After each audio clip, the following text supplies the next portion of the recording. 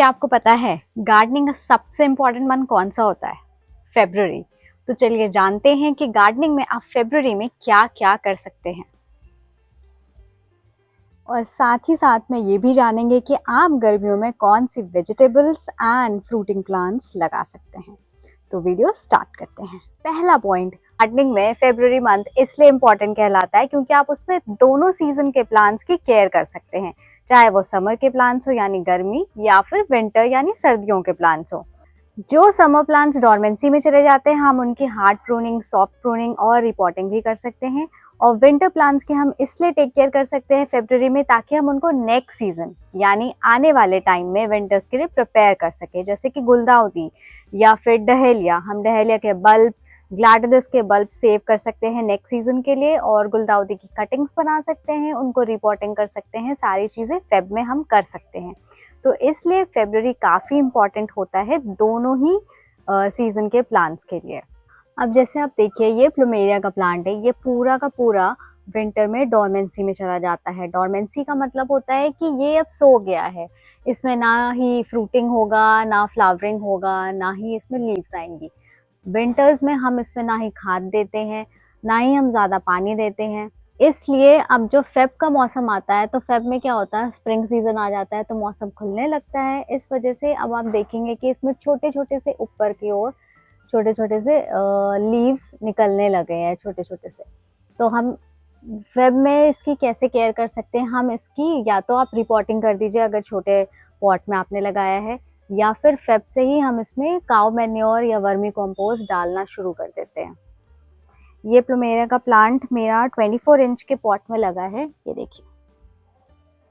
और ये काफ़ी 4 से 5 साल पुराना पौधा है, जो कि अब एक ट्री बन चुका है।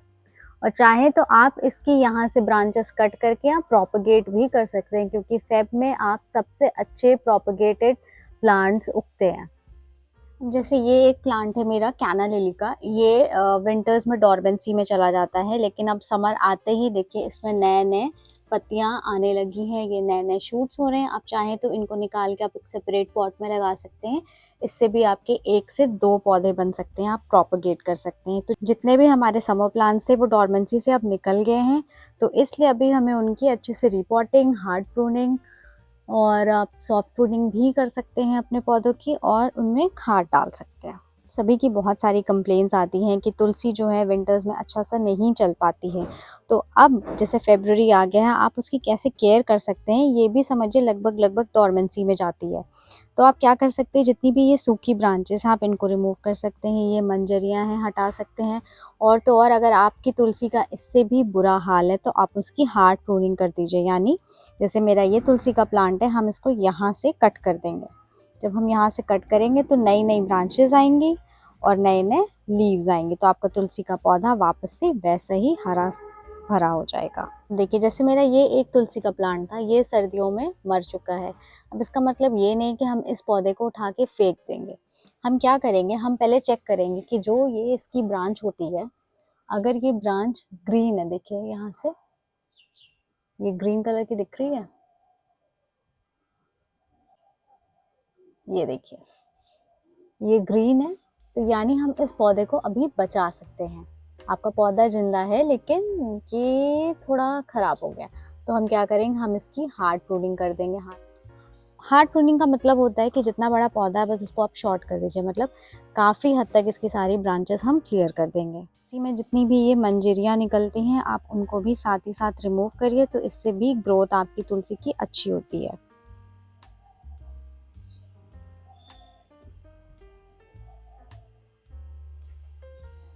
चलिए अब इस तुलसी की हार्ड प्रूनिंग करते हैं। देखिए ये मेन ब्रांच है, ये सब हम कट कर देंगे। कुछ ही टाइम में आप देखिएगा इसमें नई नई ब्रांचेस आ जाएंगी।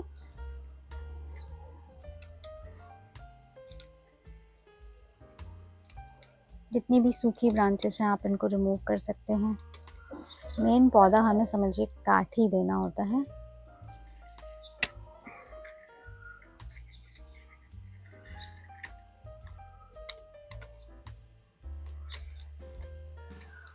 कुछ इस तरीके से आपको इसकी हार्ड प्रूनिंग, इसको बोलते हैं हार्ड प्रूनिंग।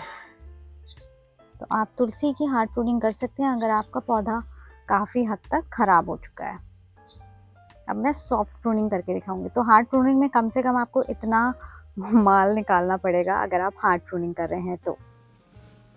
सॉफ्ट प्रूनिंग में हम सिर्फ हल्का हल्का छटाई करते हैं, जैसे कि जो ये मंजरियाँ हैं वो काट देते हैं, जो सूखी ब्रांचेस हैं हमें वो रिमूव कर देनी होती हैं, वो होती है सॉफ्ट प्रूनिंग। जिसमें आपका पौधा आप देख रहे हैं कि ये अच्छा खासा पौधा है, अच्छी मोटी ब्रांचेस हैं, अच्छी से इसमें लीव्स आ रही हैं, नई नई ब्रांचेस आ रही हैं, तो इसको हम सिर्फ सॉफ्ट प्रूनिंग करके हटा देंगे। ये आने वाले टाइम में आप देखिएगा कि काफ़ी अच्छा निकल आएगा, इसमें नई ब्रांचेस आ जाएंगी इसमें। अगर आप डेली अपडेट के लिए मुझे फॉलो करना चाहते हैं तो आप इंस्टाग्राम पे भी फॉलो कर सकते हैं। उसमें आपको मैं सारे अपने प्लांट्स की जो भी मैंने हार्ड प्रूनिंग करी है, सॉफ्ट प्रूनिंग करी है, सबकी मैं आपको अपडेट देती रहूँगी।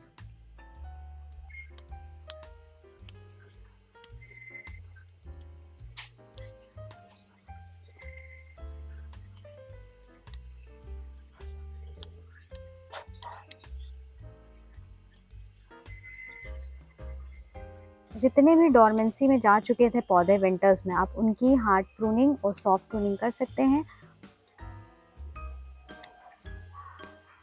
तो ये है हमारी सॉफ्ट प्रूनिंग, मैंने इसमें हल्का हल्का से छटाई कर दी है। अब हम कुछ दिन का वेट करेंगे जिसमें इसमें नई ब्रांचेस आ जाएंगी और ये हमारा प्लांट वापस से बुशी बन जाएगा। बस बोगनवेलिया के पौधे हैं तो उनकी भी हार्ड प्रूनिंग कर दीजिए। मैंने ये फरवरी 2nd वीक में ही इसकी हार्ड प्रूनिंग कर दी थी। देखिए अब इसमें नई नई लीव्स आ रही हैं, ये सारी नई लीव्स आई हैं इसमें, छोटी छोटी सी। ये सारा मेरा पौधा बड़ा था, मैंने इसकी सारी प्रूनिंग करी, हार्ड प्रूनिंग। अब देखिए नई नई लीव्स आ रही है। अब इसमें कुछ टाइम में आप फ्लावरिंग भी नोटिस करेंगे। देखिए नीचे की ब्रांचेस में फ्लावरिंग भी आने लगी है। और वो है मेरा दूसरा पौधा बोगनवेलिया का, वो येलो बोगनवेलिया है। इसमें भी नए नए ब्रांचेस और फ्लावरिंग आने लगी है क्योंकि मैंने इसमें फेब में भी प्रूनिंग करी थी, हार्ड प्रूनिंग करी थी। सबसे ऊपर वाला टेरेस है, सेकंड टेरेस है। अब मैं इसमें आपको बताऊंगी कि आप गुलदाउदी को कैसे आप नेक्स्ट सीजन के लिए प्रिपेयर कर सकते हैं। तो देखिए ये सारे मेरी गुलदाउदी है। मैंने इसमें क्या किया है, मैंने सबकी हार्ड प्रूनिंग कर दी है। मतलब लगभग पौधा इतना बड़ा था और मैंने उसको छाट के सिर्फ इसकी नई ब्रांचेस या आप जो बोलते हैं सकर्स हैं वो रखे हैं, बाकी सब प्रून करके मैंने इसमें हटा दिया है। कोई भी आप गुलदाउदी ले लीजिए, मैंने सबके फूल हटा दिए हैं, सबकी मेन ब्रांचेस हटा दी हैं। जो नई नई लीव्स निकल रही थी बस वो हमने छोड़ी हैं, बाकी मैंने पूरा ब्रांच को कट कर दिया। ये मेन ब्रांच था, मैंने इसको पूरा ऊपर से कट कर दिया और आप इसको ऐसे निकाल सकते हैं। तो ये हम गुलदाउदी को प्रिपेयर कर रहे हैं नेक्स्ट सीजन के लिए। हम गुलदाउदी की हार्ड प्रूनिंग कर देते हैं। हार्ड प्रूनिंग के बाद जो नीचे नए लीव्स जो नए ब्रांचेस आ रहे हैं उन्हीं को हमें रखना है, बाकी हम सबको हार्ड प्रूनिंग करके हटा देंगे। देखिए मेरे सारे गुलदाउदी के पौधे हैं, मैंने सबको हार्ड प्रूनिंग करके रख दिया है। अब इनको हमने रखा है सेमी शेड एरिया में, यहाँ से ना तेज़ बारिश को इनको मिलेगी और ना ही तेज़ धूप मिलेगी। जो सूखी टहनियाँ आते हैं वो हमने इनसे रिमूव कर दी है।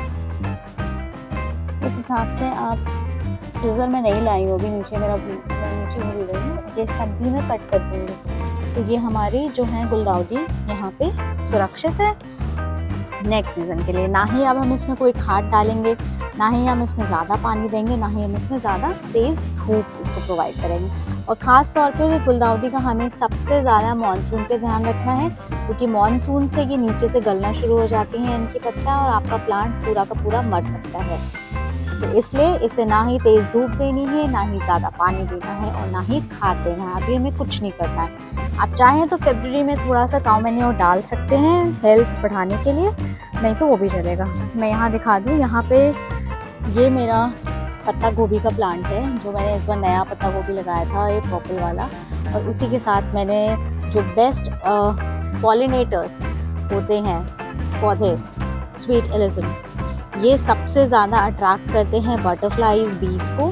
तो आप अपने जब भी सब्जियों के पौधे लगाइए तो साथ ही साथ आप मैरीगोल्ड, स्वीट एलिज़म, नार्सिसम ऐसे तरह के फ्लावर्स ज़रूर लगाने चाहिए। और ये एक वॉलंटरी अपने आप ही पॉपी का प्लांट अपने आप हो गया, तो मैंने इसको छेड़ा दिया। दिखा दूँ, यहाँ पे मेरे टमाटर भी हो रहे हैं। ये टमाटर का प्लांट है, ये मैंने 24 इंच के ग्रो बैग में लगाया है।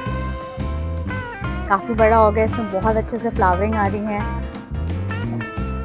ये मेरी रेड लेटस है और ये मेरे कुछ टमाटर के पौधे और हैं। ये मैंने यहाँ पे नास्टर्शम लगाया हुआ है। उधर पालक थी, धनिया थी, जो कि मैं हार्वेस्ट कर चुकी हूँ ऑलमोस्ट पालक। अब ये धनिया के फूल हैं, आप देख सकते हैं कितने प्रिटी फ्लावर्स लगते हैं।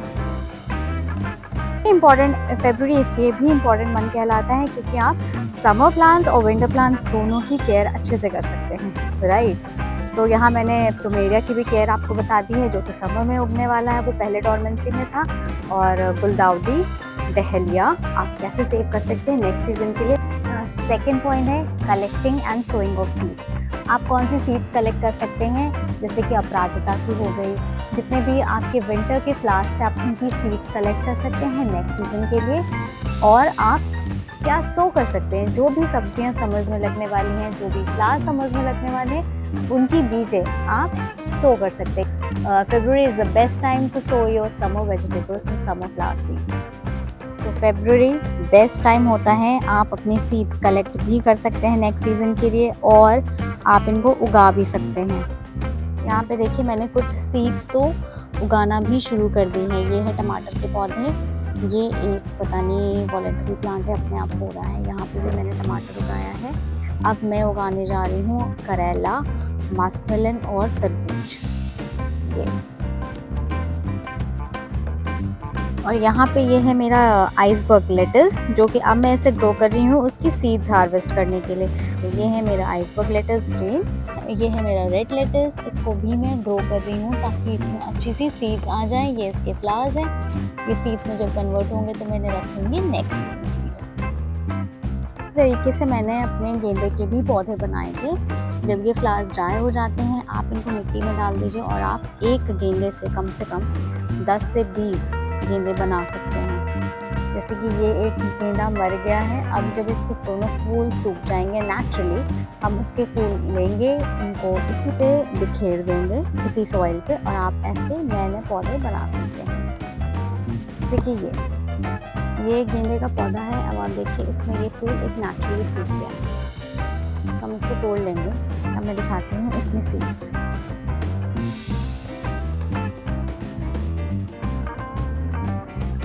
ये है इसकी सीड्स। अब हम इनको किसी भी पॉट में डाल देंगे और उसके ऊपर थोड़ी सी मिट्टी डाल देंगे। ये आराम से आपके गेंदे के पौधे हो जाएंगे। देखिए कितने सारे गेंदे के पौधे आपको मिलेंगे। ये है मेरा प्लूमेरिया का गमला, इसमें स्वीट एलिज़म अपने आप हो रहा है। अब मैं ये बिखेर देती हूँ कुछ गेंदे के पौधे की सीड्स में पौधे। अब इसमें हम थोड़ा सा मिट्टी डाल देंगे और हल्का सा पानी, इसमें उग जाएंगे गेंदे। और अगर आपको इसका अपडेट चाहिए है तो मुझे इंस्टाग्राम पर फॉलो करिए, मैं लाइव अपडेट देती रहती हूँ अपने प्लांट्स का।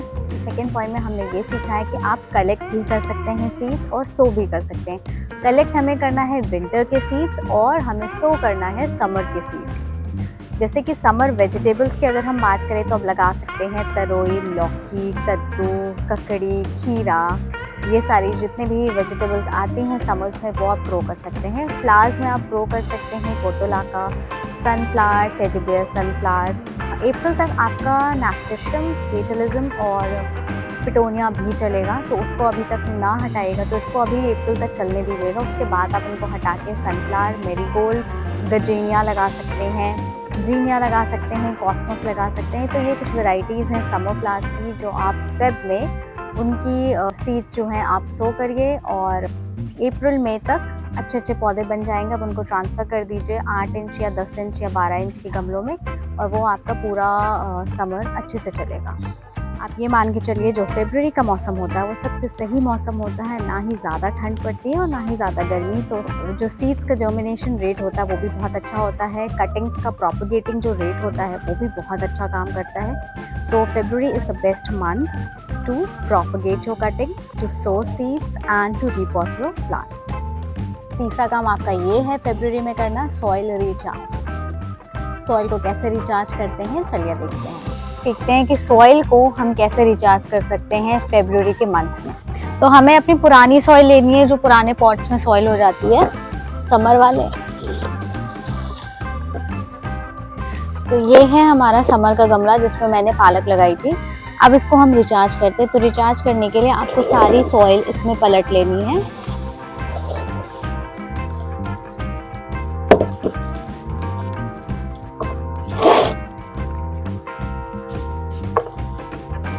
अगर आपके पास खाद नहीं अवेलेबल है इस टाइम तो आपको कोई परेशानी की बात नहीं है, आप इसको ऐसे ही सॉइल को छोड़ दीजिए धूप में, ये अपने आप ही रिचार्ज हो जाएगा।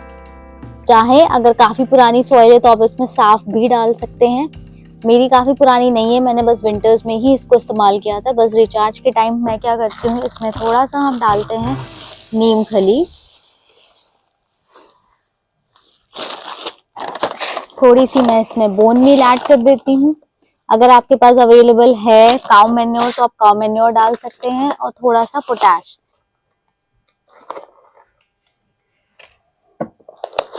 थोड़ा सा इसमें मैं पोटैश के कुछ दाने डाल दूंगी और इसको अच्छे से मिक्स करेंगे। तो अब हमने इसमें सारी अपनी जितनी भी खादें थी इसमें ऐड कर दी हैं। आप ऐड कर सकते हैं potash, bone meal, cow manure या वर्मी कंपोस्ट। कुछ भी नहीं है तो आप सीधे की सीधे सिर्फ 2 से 3 दिन की इसमें आप धूप दिखा के ऐसे ही छोड़ दो। आप अपने मेन पॉट में इसको डाल सकते हैं। तो यहाँ पे मैंने अपनी सारी खादें मिक्स कर दी हैं। अब ये हो गई है मेरी सॉइल रिचार्ज। अब इसको हम 2 दिन धूप में छोड़ेंगे, उसके बाद हम इसको मेन पॉट में ट्रांसफर कर देंगे। तो इस तरीके से आप अपनी सॉइल को रिचार्ज कर सकते हैं नेक्स्ट सीजन के लिए। तो हमारा चौथा काम है कि जितनी भी कटिंग्स होती हैं प्लांट्स की, जो भी हमें प्रोपगेट करना है वो हम कर सकते हैं फरवरी में। तो February is the best time to propagate your plants through cuttings and root division. फरवरी में आप बड़े आराम से अपने किसी भी प्लांट को प्रोपगेट कर सकते हैं कटिंग से। इस टाइम में लगभग सारे पौधे डोरमेंसी से निकल चुके हैं, तो ये बेस्ट टाइम होता है प्रोपगेट करने का, चाहे सॉइल प्रोपगेशन हो या वाटर प्रोपगेशन। मैंने एंजॉय पोथोस की वाटर प्रोपगेशन किया था, और ये है मेरे स्नेक प्लांट जो मैंने सॉइल प्रोपगेट किया था। इसमें भी देखिए काफ़ी अच्छा रिजल्ट आया है। और ये है मेरा दूसरा सेंसिवेरिया जो मैंने प्रोपगेट किया था पानी में। आपने पहला देखा है वो सॉइल में था, और ये है दूसरा। ये भी मैंने कुछ एंजॉय पोथोस और स्नेक प्लांट पानी में प्रोपगेट किए थे। अगर हम बात करें कि आप कौन कौन से पौधे प्रोपगेट कर सकते हैं, तो बहुत तरीके के पौधे हैं फोलिएज में, जैसे कि प्लूमेरिया, कोलियस। अगर हम फ्लावरिंग की बात करें तो रोज़, हिबिस्कस, बोगनवेलिया। और फोलिएज की बात करें तो आप सभी तरीके के फोलिएज के प्लांट्स आप प्रोपगेट कर सकते हैं पानी में या सॉइल में, जैसे कि सिंगोनियम, मनी प्लांट। अब रूट डिवीजन वाले पौधे पे नज़र डालते हैं। आप फरवरी में रूट डिवीजन भी कर सकते हैं कुछ पौधों की, जैसे कि एरिका पाम। तो हम इसको बीच से डिवाइड कर सकते हैं इसकी सॉइल निकाल के। तो ये हो गया हमारा रूट डिवीजन एरिका पाम का। दूसरे आप किन पौधों का रूट डिवीजन कर सकते हैं, जैसे कि आपके हो गए स्नेक प्लांट, आप इसको भी रूट डिवीजन कर सकते हैं। देखिए ये सब मैंने एक ही पौधे से कई स्नेक प्लांट्स बनाए।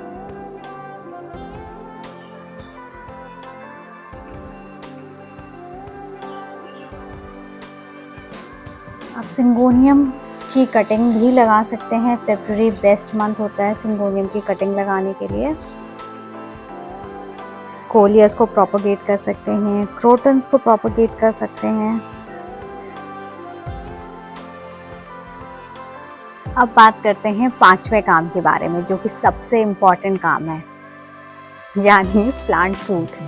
फरवरी सबसे सही टाइम होता है अपने प्लांट्स को फर्टिलाइज़र देने का। उससे प्लांट की ओवरऑल ग्रोथ अच्छी होती है और प्लांट आपका हरा भरा सालों साल रहता है। तो चलिए अब जानते हैं कि फोलिएज प्लांट्स यानी पत्तियों वाले प्लांट्स में कौन सी खाद देनी चाहिए, फ्लावरिंग प्लांट्स में कौन सी खाद देनी चाहिए, और परमानेंट प्लांट्स में कौन सी खाद देनी चाहिए, चाहे विंटर हो या समर प्लांट्स। तो इस पॉइंट पे हम ये सारे पॉइंट्स जानेंगे, तो वीडियो एंड तक देखिएगा ज़रूर। पहले बात करते हैं फोलिएज प्लांट्स यानी पत्तियों वाले प्लांट, जैसे कि ये हो गया हमारा फिश टेल पाम, ये हो गया हमारा सॉन्ग ऑफ इंडिया, ये है हमारा एरिका पाम, ये है हमारा प्लूमेरिया। फाइकस बेंजामिना है ये भी बहुत अच्छा इंडोर एंड आउटडोर प्लांट है। ये आप किसी भी कॉर्नर में रख सकते हैं, एक अच्छी खासी ग्रीनरी प्रोवाइड करेगा आपको। तो ये सारे जितने भी पौधे हैं फोलिएज वाले, इन सबको एक बेस्ट फर्टिलाइज़र आता है liquid seaweed solution. Liquid seaweed solution एक ऐसा फर्टिलाइज़र है जो कि बेस्ट होता है फोलिएज प्लांट्स के लिए। ये सीवीड से बनता है। इसका भी मैं लिंक आपको डिस्क्रिप्शन बॉक्स में शेयर कर दूंगी कि आपको कितना देना है, कैसे देना है और कहाँ से खरीदना है। सिंगोनियम में भी आप लिक्विड सीवीड सोल्यूशन दे सकते हैं। ये काफ़ी अच्छा ग्रो करता है। जितने भी आपके स्नेक प्लांट हैं उसमें आप लिक्विड सीवीड सोल्यूशन दे सकते हैं। जीजी में दे सकते हैं, जेड में दे सकते हैं। इनफैक्ट आप स्पाइडर प्लांट, जितने भी आपके फोलिएज प्लांट्स हैं, आप सब में लिक्विड सीवीड सोल्यूशन दे सकते हैं। It works best for foliage plant. करते हैं हमारे फ्लावरिंग प्लांट्स के लिए कि हम फ्लावरिंग प्लांट्स में और जितने भी हमारे परमानेंट प्लांट होते हैं उनमें कौन सा फर्टिलाइज़र दें। देखिए मेरे इस डहेलिया में कितने सारे फूल आए हुए हैं और अभी भी नए नए बड्स आ रहे हैं। इस वाले डहेलिया में भी देख लीजिए कितने सारे फूल हैं और उसमें भी, और एक ये नया रेड कलर हो रहा है। तो इन सारे पौधों में मैंने दिया है काउ मैन्योर, वर्मी कंपोस्ट, नीम खली। रोज़ के पौधे हैं, आप देखिए कितना बड़ा रोज़ है। ये फेब में है और अभी भी बहुत अच्छे से ग्रो कर रहा है। ये देखिए ये मेरा इंग्लिश रोज़ है, कितना सुंदर। रोज़ के लिए मैं एक अच्छा फर्टिलाइज़र आपको बताती हूँ। उसमें आप डाल सकते हैं रोज़ मिक्सचर। ये 50 रुपए का एक पैकेट आता है। उसमें बोन मील मिला रहता है, गोट मील, फिश मील, ये सब मिला रहता है। अगर आप चाहते हैं कि आपको कोई बोन मील जैसे फर्टिलाइज़र नहीं देने हैं तो आप काउ मैन्योर दे सकते हैं या फिर कोई भी ऑर्गेनिक खाद डाल सकते हैं, जैसे फ्रूट्स एंड वेजिटेबल पील्स की खाद होती है, वो सब भी आप ट्राई कर सकते हैं। ये देखिए इसमें भी अभी भी नए नए बड्स आ रहे हैं।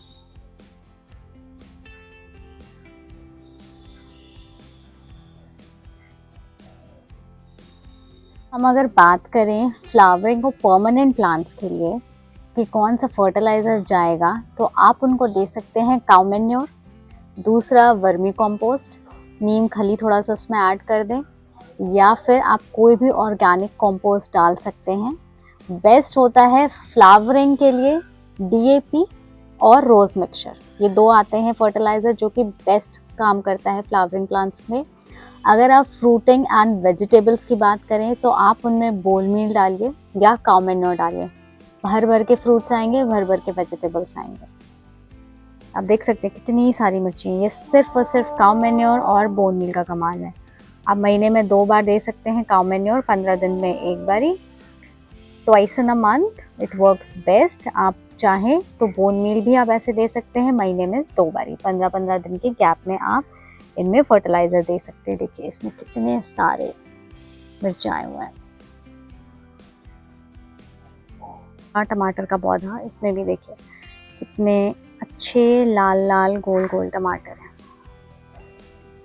देखिए ऊपर तक लदे हुए हैं टमाटर इसमें। ये देखिए, देखा। तो ये सिर्फ और सिर्फ कमाल है काउ मैन्योर और बोन मील का। चलिए आप सबके साथ मैं एक हार्वेस्ट भी कर लेती हूँ टमाटर की।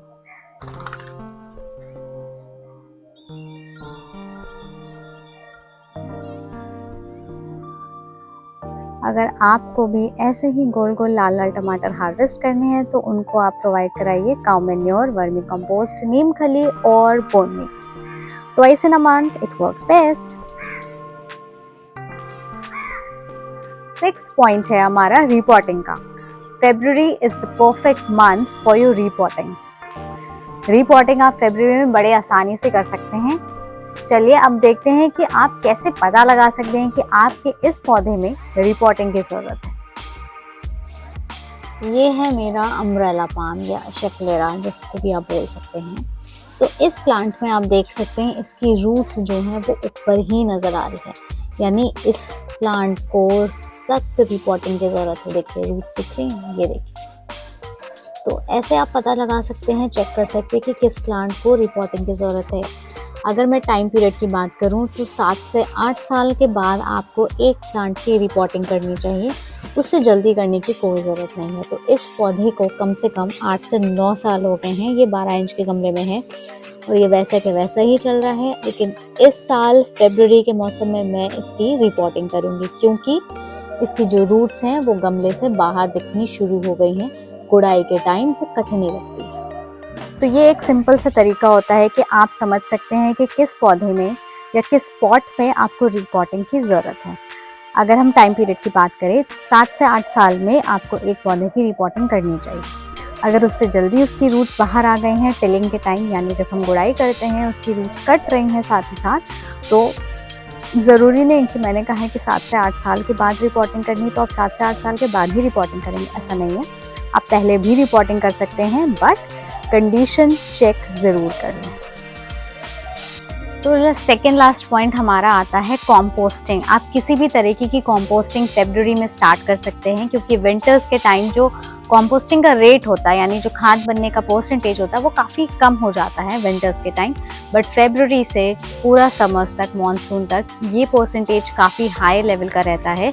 तो आप कॉम्पोस्टिंग शुरू कर सकते हैं फरवरी में। So February is the best time for your composting, चाहे आप लीफ कॉम्पोस्टिंग कर रहे हो या फिर वेजिटेबल, फ्रूट, फील्ड कॉम्पोस्टिंग कर रहे हो। फरवरी सबसे सही टाइम होता है कॉम्पोस्टिंग के लिए, क्योंकि उसमें जो प्रोसेस है कॉम्पोस्टिंग का वो तेज़ हो जाता है। ये लीफ कॉम्पोस्टिंग मैंने दोनों तरीके से किया है, एक पॉली बैग में किया है और दूसरा मैंने इस पॉट में किया है।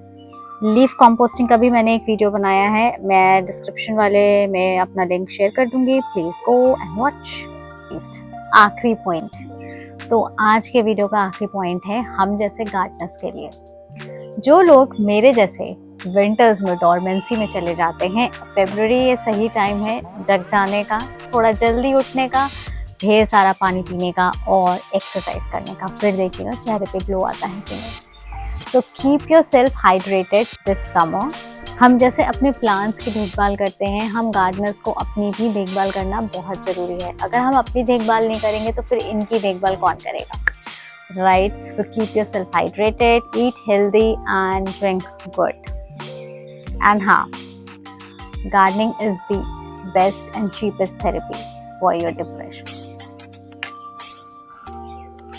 आई होप आज का वीडियो आपके लिए हेल्पफुल रहेगा। अगर वीडियो अच्छा लगे तो please like, share and subscribe my channel. Bell icon दबाना मत भूलिएगा। Thank you for watching. Bye bye.